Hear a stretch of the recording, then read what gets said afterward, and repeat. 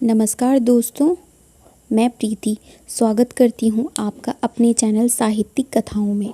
तो आज मैं लेकर आई हूँ मुंशी प्रेमचंद जी के द्वारा लिखी गई कहानी प्रेम सूत्र। तो शुरू करते हैं कहानी प्रेम सूत्र। संसार में कुछ ऐसे मनुष्य भी होते हैं जिन्हें दूसरों के मुख से अपनी स्त्री की सौंदर्य प्रशंसा सुनकर उतना ही आनंद होता है जितनी अपनी कीर्ति की चर्चा सुनकर। पश्चिमी सभ्यता के प्रसार के साथ ऐसे प्राणियों की संख्या बढ़ती जा रही है। पशुपतिनाथ वर्मा इन्हीं लोगों में थे। जब लोग उनकी परम सुंदरी स्त्री की तारीफ करते हुए कहते, ओह कितनी अनुपम रूप राशि है, कितना अलौकिक सौंदर्य है, तब वर्मा जी मारे खुशी और गर्व के फूल उठते थे। संध्या का समय था। मोटर तैयार खड़ी थी। वर्मा जी सैर करने जा रहे थे, किंतु प्रभा जाने को उत्सुक न मालूम होती थी। वह एक कुर्सी पर बैठी हुई कोई उपन्यास पढ़ रही थी। वर्मा जी ने कहा, तुम तो अभी तक बैठी पढ़ रही हो। मेरा तो इस समय जाने को जी ही नहीं चाहता। नहीं प्रिय, इस समय तुम्हारा ना चलना सितम हो जाएगा। मैं चाहता हूँ कि तुम्हारी इस मधुर छवि को घर से बाहर भी तो लोग देखें। जी नहीं, मुझे यह लालसा नहीं है। मेरे रूप की शोभा केवल तुम्हारे लिए है और तुम ही को दिखाना चाहती हूँ। नहीं, मैं इतना स्वार्थान नहीं हूँ। जब तुम सैर करने निकलो, मैं लोगों से यह सुनना चाहता हूँ कि कितनी मनोहर छवि है, पशुपति कितना भाग्यशाली पुरुष है। तुम चाहो, मैं नहीं चाहती, तो इसी बात पर आज मैं नहीं जाऊंगी। तुम भी मत जाओ। हम दोनों अपने ही बाग में टहलेंगे। तुम हौज के किनारे हरी घास पर लेट जाना। मैं तुम्हें वीणा बजाकर सुनाऊंगी। तुम्हारे लिए फूलों का हार बनाऊंगी। चांदनी में तुम्हारे साथ आंख मिचौनी खेलूंगी। नहीं नहीं प्रभा, आज हमें अवश्य चलना पड़ेगा। तुम कृष्णा से मिलने का वादा कराई हो। वह बैठी हमारा रास्ता देख रही होगी। हमारे ना जाने से उसे कितना दुख होगा। हाय, वही कृष्णा, बार बार वही कृष्णा। पति के मुख से नित्य यह नाम चिंगारी की भांति उड़कर प्रभा को जलाकर भस्म कर देता था। प्रभा को अब मालूम हुआ कि आज बाहर जाने के लिए क्यों इतने उत्सुक हैं। इसीलिए आज इन्होंने मुझसे केसों को संवारने के लिए इतना आग्रह किया था। वह सारी तैयारी उसी उल्टा कृष्णा से मिलने के लिए थी।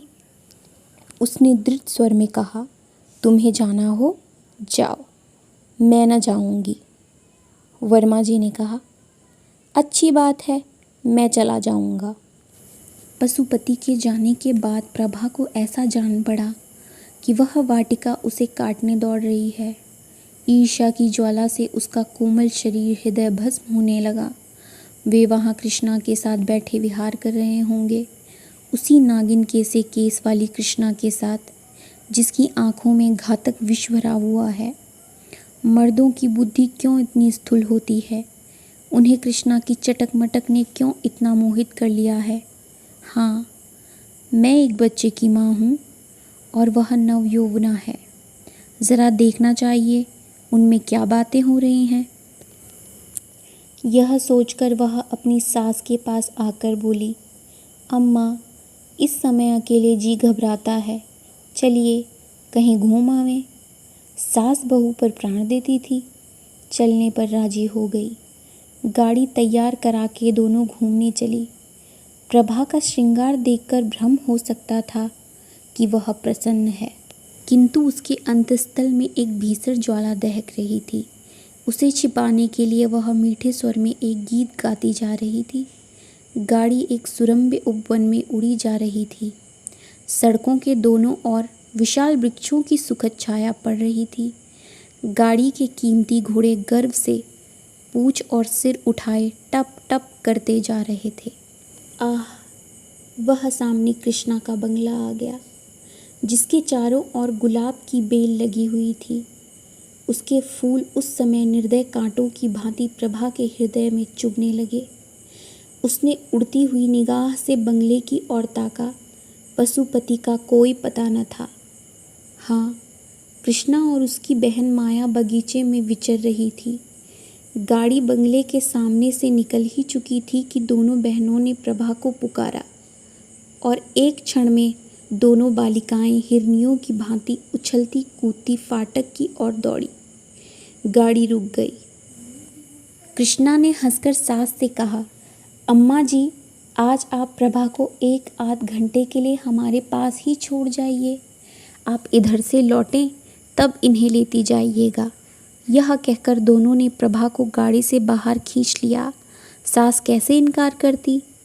जब गाड़ी चली गई तब दोनों बहनों ने प्रभा को बगीचे में एक बेंच पर बिठाया।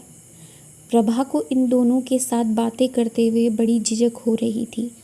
वह उनसे हंसकर बोलना चाहती थी, अपने किसी बात से मन भाव प्रकट नहीं करना चाहती थी, किंतु हृदय उनसे खिंचा ही रहा। कृष्णा ने प्रभा की साड़ी पर एक तीव्र दृष्टि डालकर कहा, बहन, क्या यह साड़ी अभी ली है? इसका गुलाबी रंग तुम पर नहीं खिलता। कोई और रंग क्यों नहीं लिया? प्रभा, उनकी पसंद है, मैं क्या करती। दोनों बहनें ठहाका मारकर हंस पड़ी। फिर माया ने कहा, उन महाशय की रुचि का क्या कहना, सारी दुनिया से निराली है। अभी इधर से गए, सिर पर इससे भी अधिक लाल पगड़ी थी। सहसा पशुपति भी सैर से निकलता हुआ सामने से निकला। प्रभा को दोनों बहनों के साथ देखकर उसके जी में आया कि मोटर रोक ले। वह अकेले इन दोनों से मिलना शिष्टाचार के विरुद्ध समझता था, इसीलिए वह प्रभा को अपने साथ लाना चाहता था। जाते समय वह बहुत साहस करने पर भी मोटर से न उतर सका। प्रभा को वहाँ देखकर इस शुभ अवसर से लाभ उठाने की उसकी बड़ी इच्छा हुई, लेकिन दोनों बहनों की हास्य ध्वनि सुनकर वह संकोचवश न उतरा। थोड़ी देर तक तीनों रमणियाँ चुपचाप बैठी रही। तब कृष्णा बोली, पशुपति बाबू यहाँ आना चाहते हैं पर शर्म के मारे नहीं आए। मेरा विचार है कि संबंधियों को आपस में इतना संकोच न करना चाहिए। समाज का यह नियम कम से कम मुझे तो बुरा मालूम होता है। तुम्हारा क्या विचार है प्रभा? प्रभा ने व्यंग भाव से कहा, यह समाज का अन्याय है। प्रभा इस समय भूमि की ओर ताक रही थी, पर उसकी आंखों से ऐसा तिरस्कार निकल रहा था जिसने दोनों बहनों के परिहास को लज्जा सूचक मौन में परिणत कर दिया। उसकी आंखों से एक चिंगारी सी निकली जिसने दोनों युवतियों के आमोद प्रमोद और उस कुवृत्ति को जला डाला जो प्रभा के पति परायण हृदय को बाणों से वेध रही थी, उस हृदय को जिसमें अपने पति के सिवा और किसी को जगह न थी। माया ने जब देखा कि प्रभा इस वक्त क्रोध से भरी बैठी है, तब बेंच से उठ खड़ी हुई और बोली, आओ बहन, ज़रा टहलें। यहाँ बैठे रहने से तो टहलना ही अच्छा है। प्रभा ज्यों की त्यों बैठी रही, पर वे दोनों बहनें बाग में टहलने लगी। उस वक्त प्रभा का ध्यान उन दोनों के वस्त्र आभूषणों की ओर गया। माया बंगाल की गुलाबी रेशमी की एक महीन साड़ी पहने हुए थी, जिसमें न जाने कितनी चूनटें पड़ी हुई थी। उसके हाथ में एक रेशमी छतरी थी, जिसे उसने सूर्य की अमित किरणों से बचने के लिए खोल लिया था। कृष्णा के वस्त्र भी वैसे ही थे। हाँ, उसकी साड़ी पीले रंग की थी और उसके घूंघर वाले बाल साड़ी के नीचे से निकलकर माथे और गालों पर लहरा रहे थे। प्रभा ने एक ही निगाह में ताड़ लिया कि इन दोनों युवतियों में किसी को भी उसके पति से प्रेम नहीं, केवल आमोद लिप्सा के वशीभूत होकर यह स्वयं बदनाम होंगी और उनके सरल हृदय पति को भी बदनाम कर देंगी। उसने ठान लिया कि मैं अपने भ्रमर को इन विषाक्त पुष्पों से बचाऊंगी और चाहे जो कुछ हो उसे इनके ऊपर मंडराने न दूंगी, क्योंकि यहाँ केवल रूप और बास है, रस का नाम नहीं। प्रभा अपने घर लौटते ही उस कमरे में गई। उसकी लड़की शांति अपनी दादी की गोद में खेल रही थी। अपनी नन्ही जीती जागती गुड़िया की सूरत देखते ही प्रभा की आंखें सजल हो गई। उसने मात्र स्नेह से विभोर होकर बालिका को गोद में उठा लिया, मानो किसी भयंकर पशु से उसकी रक्षा कर रही है। उस दुस्सहन वेदना की दशा में उसके मुंह से यह सब निकल गए, बच्ची, तेरे बाप को लोग मुझसे छीनना चाहते हैं। हाय, तू क्या अनाथ हो जाएगी? नहीं नहीं, अगर मेरा बस चलेगा तो मैं इन निर्बल हाथों से उन्हें बचाऊंगी। आज से प्रभा विषाद में भावनाओं में मग्न रहने लगी। आने वाली विपत्ति की कल्पना करके कभी कभी वह आतुर होकर चिल्ला पड़ती। उसकी आंखों में उस विपत्ति की तस्वीर खिंच जाती जो उसकी ओर कदम बढ़ाए चली आती थी।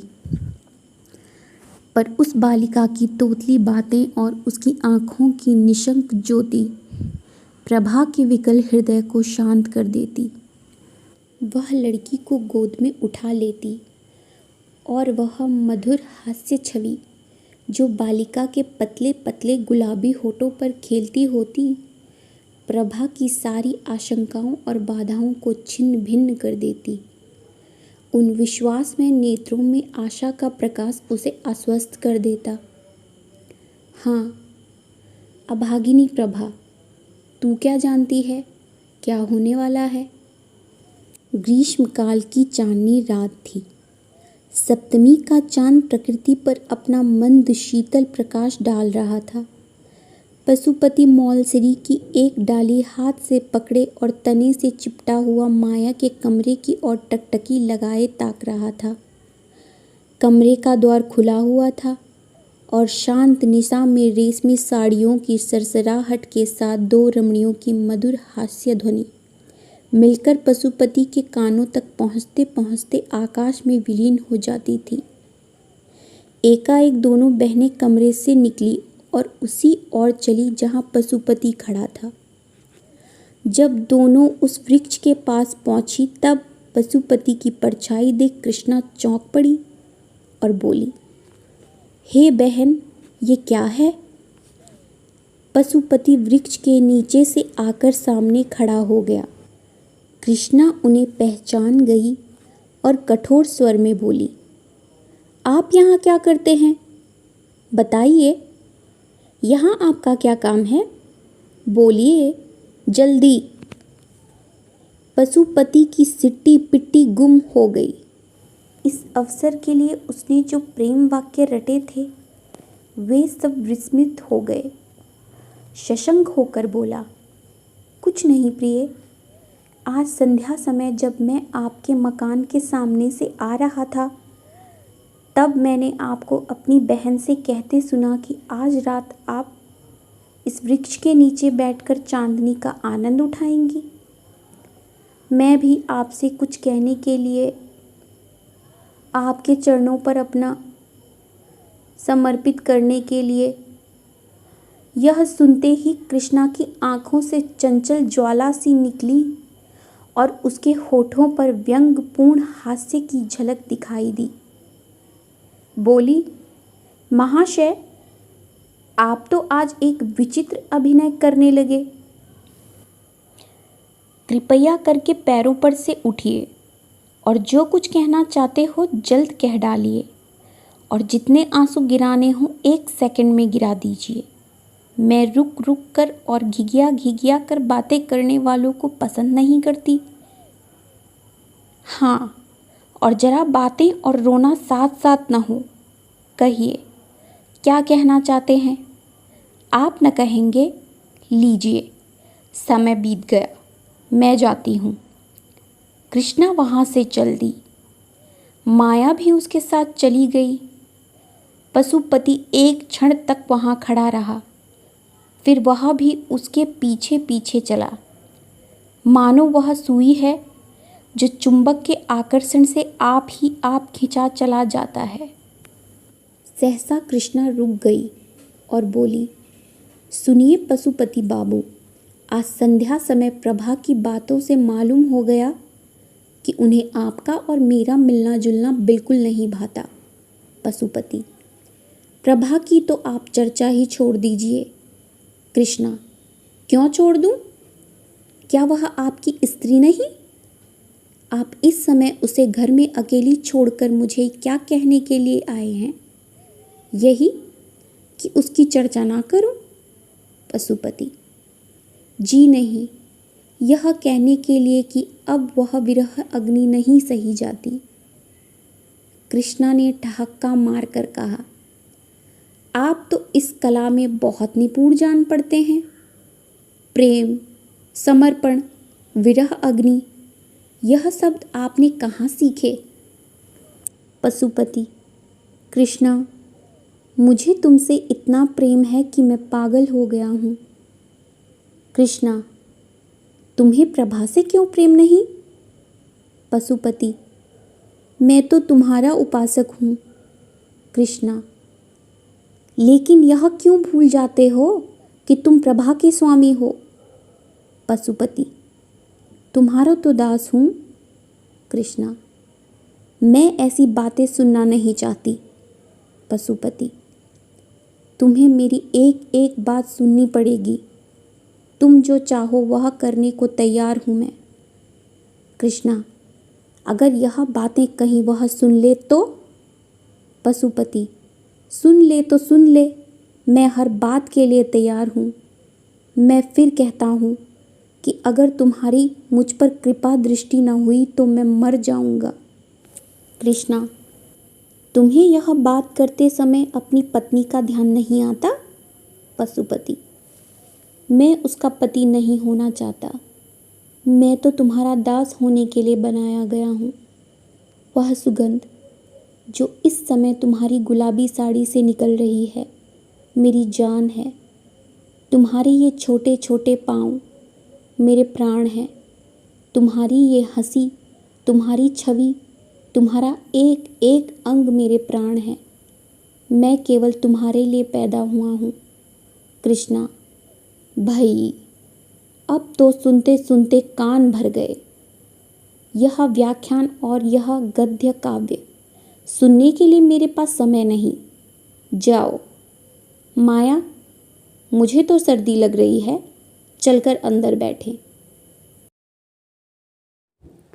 यह निष्ठुर शब्द सुनकर पशुपति की आंखों के सामने अंधेरा छा गया, मगर अब भी उसका मन यही चाहता था कि कृष्णा के पैरों में गिर पड़े और इससे भी करुण शब्दों में अपनी प्रेम कथा सुनाए।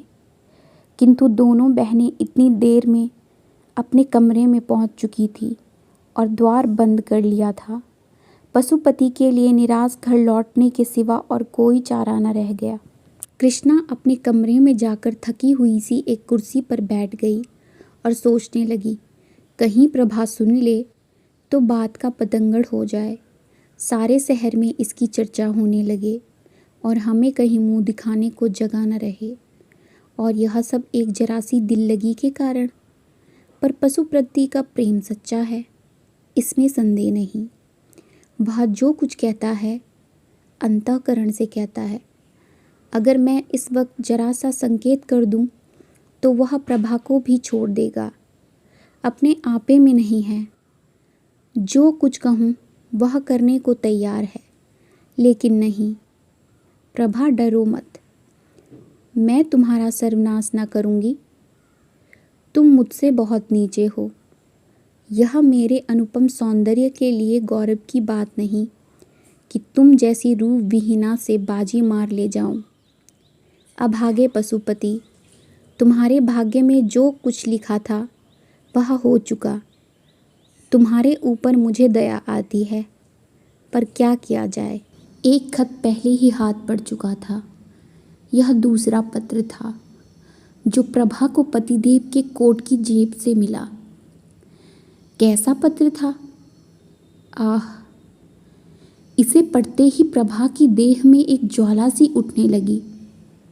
तो यूँ कहिए कि ये अब कृष्णा के हो चुके। अब इसमें कोई संदेह न रहा। अब मेरे जीने को धिक्कार है। जब जीवन में कोई सुख ही नहीं रहा तो क्यों न इस बोझ को उतार कर फेंक दूं। वही पशुपति जिसे कविता से लेस मात्र भी रुचि न थी, अब वह कवि हो गया था और कृष्णा को छंदों में पत्र लिखता था। प्रभा ने अपने स्वामी को इधर से हटाने के लिए वह सब कुछ किया जो इससे हो सकता था, पर प्रेम का प्रवाह उसके रोके न रुका और आज उस प्रवाह को तके उसके जीवन की नौका निराधार वहीं चली जा रही है। इसमें संदेह नहीं कि प्रभा को अपने पति से सच्चा प्रेम था, लेकिन आत्मसमर्पण की तुष्टि आत्मसमर्पण से ही होती है। वह उपेक्षा और निष्ठुरता को सहन नहीं कर सकता। प्रभा के मन के विद्रोह का भाव जागृत होने लगा। उसके आत्माभिमान जाता रहा। उसके मन में ना जाने कितने भीषण संकल्प होते, किंतु अपनी असमर्थता और दीनता पर आप ही रोने लगती। आह, उसका सर्वस्व उससे छीन लिया गया और अब संसार में उसका कोई मित्र नहीं, कोई साथी नहीं। पशुपति आजकल नित्य बनाव संवार में मग्न रहता, नित्य नए नए सूट बदलता। उसे आईने के सामने अपने बालों को संवारते देखकर प्रभा की आंखों से आंसू बहने लगते। यह सारी तैयारी उसी दुष्ट के लिए हो रही है। यह चिंता जहरीले सांप की भांति उसे डस लेती थी। वह अब अपने पति की प्रत्येक बात, प्रत्येक गीत को सूक्ष्म दृष्टि से देखती। कितनी ही बातें जिन पर वह पहले ध्यान नहीं देती थी, अब रहस्य से भरी जान पड़ती थी। वह रात को न सोती, कभी पशुपति की जेब टटोलती, कभी उसकी मेज पर रखे पत्रों को पढ़ती। इसी टोह में वह रात दिन पड़ी रहती थी। वह सोचने लगी, मैं क्या प्रेम वंचिता बनी बैठी रहूं? क्या मैं प्राणेश्वरी नहीं बन सकती? क्या इसे परित्यागता बनकर ही काटना होगा? आह, निर्दयी तूने मुझे धोखा दिया, मुझसे आंखें फेर ली, पर सबसे बड़ा अनर्थ यह किया कि मुझे चिरवन का कलुषित मार्ग दिखा दिया। मैं भी विश्वासघात करके तुझे धोखा देकर क्या कलुषित प्रेम का आनंद नहीं उठा सकती? अश्रुधारा से सिंचित थी सही, पर क्या अपने लिए कोई वाटिका नहीं लगा सकती? वह सामने के मकान में घुंघराले बालों वाला युवक रहता है और जब मौका पाता है मेरी और सचेष्ट नेत्रों से देखता। क्या केवल प्रेम कटाक्ष से मैं उसके हृदय पर अधिकार नहीं प्राप्त कर सकती? अगर मैं इस भांति निष्ठुरता का बदला लूं तो क्या अनुचित होगा? आखिर मैंने अपना जीवन अपने पति को किस लिए सौंपा था? इसीलिए तो कि सुख से जीवन व्यतीत करूं, चाहूं और चाही जाऊं और इस प्रेम साम्राज्य की अधीश्वरी बनी रहूं। मगर आह, वे सारी अभिलाषाएं धूल में मिल गई। अब मेरे लिए क्या रह गया है? आज यदि मैं मर जाऊं तो कौन रोएगा? नहीं, घी के चिराग जलाए जाएंगे। कृष्णा हंसकर कहेगी, अब हम हैं और तुम, हमारे बीच में कोई बाधा, कोई संकट नहीं। आखिर प्रभा इन कलुषित भावनाओं के प्रवाह में बह चली। उसके हृदय में रातों को निद्रा और आश विहीन रातों को बड़े प्रबल वेग से यह तूफान उठने लगा। प्रेम तो अब किसी अन्य पुरुष के साथ कर सकती थी। यह व्यापार तो जीवन में केवल एक ही बार होता है, लेकिन वह प्राणेश्वरी अवश्य बन सकती थी और इसके लिए एक मधुर मुस्कान, एक बाकी निगाह काफ़ी थी। और जब वह किसी की प्रेमिका हो जाएगी तो यह विचार कि मैंने अपने पति से उसकी बेवफाई का बदला ले लिया कितना आनंदप्रद होगा। तब वह उसके मुख की ओर कितने गर्व, कितने संतोष, कितने उल्लास से देखेगी। संध्या का समय था। पशुपति सैर करने गया था। प्रभा कोठे पर चढ़ गई और सामने वाले मकान की ओर देखा। घुंघराले बालों वाला युवक उसके कोठे की ओर ताक रहा था। प्रभा ने आज पहली बार उस युवक की ओर मुस्कुरा कर देखा। युवक भी मुस्कुराया और अपनी गर्दन झुकाकर मानो यह संकेत किया कि आपकी प्रेम दृष्टि का भिखारी हूँ। प्रभा ने गर्व से भरी दृष्टि इधर उधर दौड़ाई, मानो वह पशुपति से कहना चाहती थी, तुम उस उल्टा के पैरों पड़ते हो और समझते हो कि मेरे हृदय को चोट नहीं लगती। लो, तुम भी देखो और अपने हृदय पर चोट न लगने दो। तुम उसे प्यार करो, मैं भी इससे हंसूं बोलूं, क्यों? यह अच्छा नहीं लगता? इस दृश्य को शांत चित्त से नहीं देख सकते? क्यों रक्त खौलने लगता है? मैं वही तो कर रही हूँ जो तुम कर रहे हो।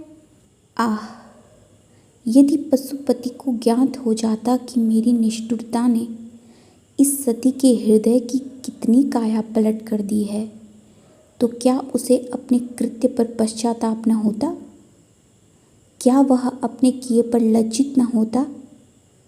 प्रभा ने उस युवक को इशारे में कहा, आज हम और तुम पूर्व वाले मैदान में मिलेंगे, और कोठे के नीचे उतर आई। प्रभा के हृदय में इस समय एक वही उत्सुकता थी जिसमें प्रतिकार का आनंद मिश्रित था। वह अपने कमरे में जाकर अपने चुने हुए आभूषण पहनने लगी। एक क्षण में वह एक फालसई रंग की रेशमी साड़ी पहने कमरे से निकली और बाहर जाना ही चाहती थी कि शांता ने पुकारा, अम्मा जी, आप कहाँ जा रही हैं? मैं भी आपके साथ चलूँगी। प्रभा ने झट बालिका को गोद में उठा लिया और उसे छाती से लगाते ही उसके विचारों ने पलटा खाया। बाल नेत्रों में उसके प्रति कितना असीम विश्वास, कितना सरल स्नेह, कितना पवित्र प्रेम झलक रहा था। उसे उस समय माता का कर्तव्य याद आया। क्या अपनी प्रेम आकांक्षा उसके वात्सल्य भाव को कुचल देगी? क्या वह प्रतिकार की प्रबल इच्छा पर अपने मातृ कर्तव्य को बलिदान कर देगी? क्या वह अपने क्षणिक सुख के लिए उस बालिका का भविष्य, उसका जीवन धूल में मिला देगी? प्रभा की आंखों से 2 बूंद आंसू गिर पड़े। उसने कहा, नहीं, कदापि नहीं। मैं अपनी प्यारी बच्ची के लिए सब कुछ सह सकती हूँ। 1 महीना गुजर गया। प्रभा अपनी चिंताओं को भूल जाने की चेष्टा करती थी, पर पशुपति नित्य किसी न किसी बहाने से कृष्णा की चर्चा किया करता। कभी हंसकर कहता, प्रभा, अगर तुम्हारी अनुमति हो तो मैं कृष्णा से विवाह कर लूँ। प्रभा इसके जवाब में रोने के सिवा और क्या कर सकती थी। आखिर एक दिन पशुपति ने उसे विनम्रपूर्ण शब्दों में कहा, क्या कहूँ प्रभा, उस रमणी की छवि मेरे आँखों से नहीं उतरती। उसने मुझे कहीं का नहीं रखा। यह कहकर उसने कई बार अपना माथा ठोका। प्रभा का हृदय करुणा से द्रवित हो गया। उसकी दशा उस रोगी की सी थी जो यह जानता हो कि मौत उसके सिर पर खेल रही है, फिर भी उसकी जीवन लालसा दिनों दिन बढ़ती जाती हो। प्रभा इन सारी बातों पर भी अपने पति से प्रेम करती थी और स्त्री सुलभ स्वभाव के अनुसार कोई बहाना खोजती थी कि उसके पति के अपराधों को भूल जाए और उसे क्षमा कर दे। एक दिन पशुपति बड़ी रात गए घर आया और रात भर नींद में कृष्णा कृष्णा कहकर बर्राता रहा। प्रभा ने अपने प्रियतम का यह अंतर्नाद सुना और सारी रात चुपके चुपके रोई। प्रातःकाल वह पशुपति के लिए दूध का प्याला लिए खड़ी थी कि वह उसके पैरों पर गिर पड़ा और बोला, प्रभा, मेरी तुमसे एक विनय है। तुम ही मेरी रक्षा कर सकती हो, नहीं तो मैं मर जाऊंगा। मैं जानता हूँ कि यह सुनकर तुम्हें बहुत कष्ट होगा, लेकिन मुझ पर दया करो। मैं तुम्हारी इस कृपा को कभी नहीं भूलूंगा। मुझ पर दया करो। प्रभा कांपने लगी। पशुपति क्या कहना चाहता है यह उसका दिल साफ बता रहा था। फिर भी वह भयभीत होकर पीछे हट गई और दूध का प्याला मेज पर रखकर अपने पीले मुख को कांपते हुए हाथों से छिपा लिया। पशुपति ने फिर भी सब कुछ ही कह डाला। लालसाग्नि अब अंदर न रह सकती थी। उसकी ज्वाला बाहर निकल ही पड़ी। तात्पर्य यह था कि पशुपति ने कृष्णा के साथ विवाह करना निश्चित कर लिया था। वह उसे दूसरे घर में रखेगा और प्रभा के यहाँ 2 रात और 1 रात उसके यहाँ रहेगा।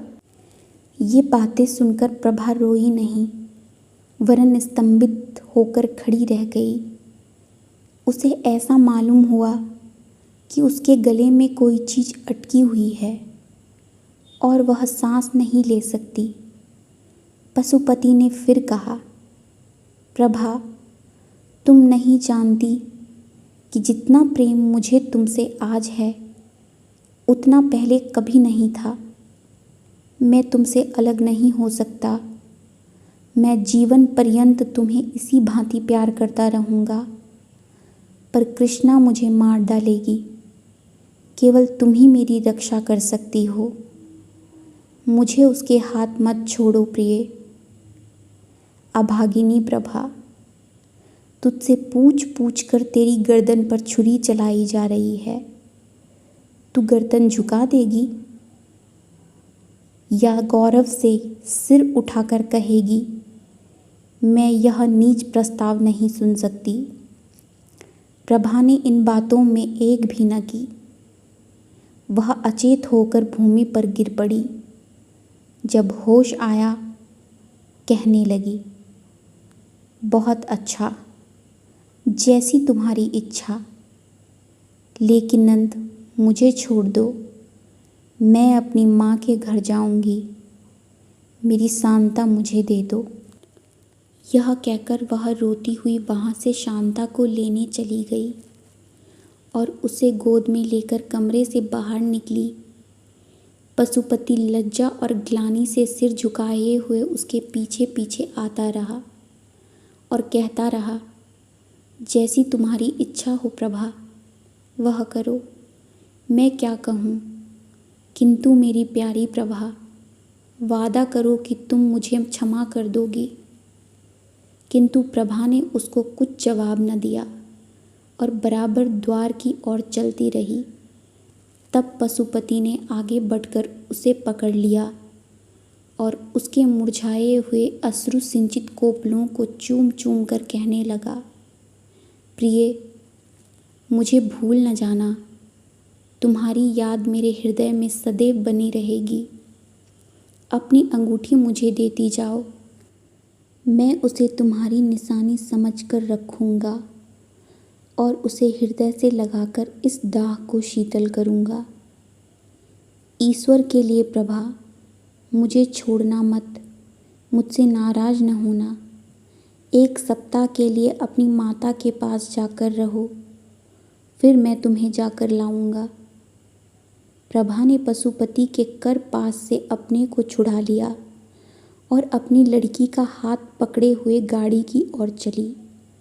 उसने पशुपति को न कोई उत्तर दिया और ना यह सुना कि वह क्या कह रहा है। अम्मा, आप क्यों हंस रही हैं? कुछ तो नहीं बेटी। वह पीले पीले पुराने कागज़ तुम्हारे हाथ में क्या हैं? ये उस ऋण के पुर्जे हैं जो वापस नहीं मिला। ये तो पुराने खत मालूम होते हैं। नहीं बेटी, बात यह थी कि प्रभा अपनी 14 वर्ष की युवती पुत्री के सामने सत्य का पर्दा नहीं खोलना चाहती थी। हाँ, वे कागज़ वास्तव में एक ऐसे कर्ज के पुर्जे थे जो वापस नहीं मिला। ये वही पुराने पत्र थे जो आज एक किताब में रखे हुए मिले थे और ऐसे फूल की पंखुड़ियों की भांति दिखाई देते थे जिनका रंग और गंध किताब में रखे रखे उड़ गया हो। तथापि वे उन सुख के दिनों को याद दिला रहे थे और इस कारण प्रभा की दृष्टि में शांता समझ गई कि अम्मा कोई ऐसा काम कर रही है जिसकी खबर मुझे नहीं करना चाहती, और इस बात से प्रसन्न होकर कि मेरी दुखी माता आज अपना शोक भूल गई है, और जितनी देर तक वह इस आनंद में मग्न रहे उतना ही अच्छा है, एक बहाने से बाहर चली गई। प्रभा जब कमरे में अकेली रह गई तब उसने पत्रों को पढ़ना फिर से शुरू किया। आह, इन 14 वर्षों में क्या कुछ नहीं हो गया। इस समय उस विरहिणी के हृदय में कितनी ही पूर्ण स्मृतियाँ जागृत हो गई, जिन्होंने हर्ष और शोक के स्रोत एक साथ खोल दिए। प्रभा के चले जाने के बाद पशुपति ने बहुत चाहा कि कृष्णा से उसका विवाह हो जाए, पर वह राजी न हुई। इसी नैराश्य और क्रोध की दशा में पशुपति एक कंपनी का एजेंट होकर यूरोप चला गया। तब फिर से उसे प्रभा की याद आई। कुछ दिनों तक उसके पास से क्षमा प्रार्थना पूर्ण पत्र आते रहे, जिनमें वह बहुत जल्द घर आकर प्रभा से मिलने के वादे करता रहा, और प्रेम के इस नए प्रवाह में पुरानी कटुताओं को जलमग्न कर देने के आशा में स्वप्न देखता रहा। पति परायणा प्रभा के संतप्त हृदय में फिर से आशा की हरियाली लहराने लगी। मुरझाई हुई आशा लताएं फिर पल्लवित होने लगी, किंतु यह भी भाग्य की एक क्रीड़ा ही थी। थोड़े ही दिनों में रसिक पशुपति ने एक नए प्रेम जाल में फंस गया, और तब से उसके पत्र आने बंद हो गए। इस वक्त प्रभा के हाथ में वही पत्र थे जो उसके पति ने यूरोप से उस समय भेजे थे जब नैराश्य का घाव हरा था। कितनी चिकनी चुपड़ी बातें थी, कैसे कैसे दिल खुश करने वाले वादे थे। इसके बाद ही मालूम हुआ कि पशुपति ने एक अंग्रेज लड़की से विवाह कर लिया है।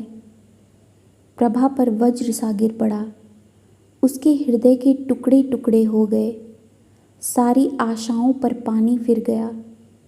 उसका निर्बल शरीर इस घाव को सहन न कर सका, उसे ज्वर आने लगा, और किसी को उसके जीवन की आशा न रही।